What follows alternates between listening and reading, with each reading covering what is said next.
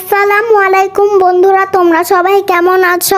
আজকে তোমাদের জন্য একটি দারুণ রেসিপি নিয়ে চলে আসলাম আবারও। আজকে বিকালবেলা আম্মুকে বলছিলাম, আম্মু আমাকে একটু কটকটি বানিয়ে দাও। তো আম্মুর সাথে সাথে রান্নাঘরে চলে গেল, যে একটি কড়াই নিয়ে নিল, কড়াইয়ে বাদাম দিয়ে ভেজে নিল, এরপর একটি থালাতে ভালো করে ছড়িয়ে দিল, এরপর আমাকে ছিলতে বলল। এরপর ওই কড়াইতে একটু আটা দিয়ে দিল, আটাগুলো ভাজা হলে একটি প্লেটে ছড়িয়ে দিল। এরপর ওই কড়াইতে চিনি এবং লবণ দিয়ে ভালো করে ভেজে নিচ্ছিল। ভেজে নিতে সময় একটু নাড়ানাড়ি করতে হবে। আর এটা কিন্তু ক্যারামেল বানাচ্ছে, কটকটি সময় ক্যারামেল অবশ্যই লাগে। তোমরা তো জানোই যারা বানাতে পারো, আর যারা বানাতে পারে না তারা অবশ্যই দেখবে, ভিডিওটা দেখে শিখে নেবে। যারা পারো তারাও দেখো। কিন্তু এবার এই যখন প্রায় হয়ে যাবে ওই সময় তেল দিয়ে দিতে হবে। তেল না দিলে কিন্তু ক্যারামেল হয় না। এরপর একটি বড় স্টিলের থালা নিয়ে নিল, থালাতে তেল দিয়ে ভালো করে ব্রাশ করে নিচ্ছিল। আর এই যে ক্যারামেল কিন্তু রেডি হয়ে গেছে। যে আটাটা প্লেটে ভেজে রেখেছিল সেই আটাটা দিয়ে দিলেই হয়ে যাবে।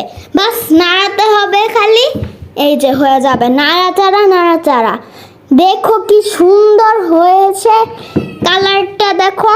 আর এটা কিন্তু আমার আম্মু, ভাইয়া আর বাবার অনেক পছন্দের একটা জিনিস। তো এবার ওই তেল যে ব্রাশ করেছিল সেই থালাতে ঢেলে নিল, অল্প করে অর্ধেকটা ঢেলে নিল এবং বাকি অর্ধেকটা চুলায় দিয়ে দিল আবার। আর বাদামটা নিয়ে নিল, বাদাম দিয়ে ভালো করে আবার নাড়াচাড়া করলো। কারণ আমার ভাইয়া বাদাম খায় না, এজন্য ওর জন্য বাদাম ছাড়া বানিয়েছে, আমাদের জন্য বাদাম দিয়ে বানিয়েছে। আর এটা কিন্তু সবাই বানিয়ে দেখবে ঘরে প্লিজ।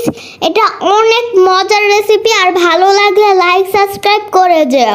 এটা কিন্তু অনেক মজা, এটা কিন্তু বানিয়ে দেখবে তোমরা, ঠিক আছে? এবার দুই সাইডে দুইটা ভালো করে একটু চিপে চিপে ছড়িয়ে দিল।